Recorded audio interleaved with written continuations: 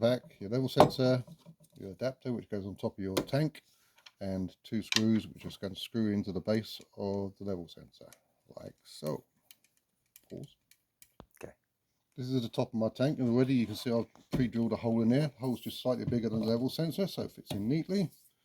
What you're going to do is you're going to place the adapter. There's 2 sponges on it. The round one goes face downward onto the top of your tank.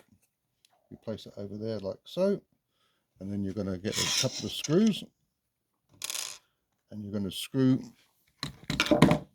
this into the tank. Okay. Pause.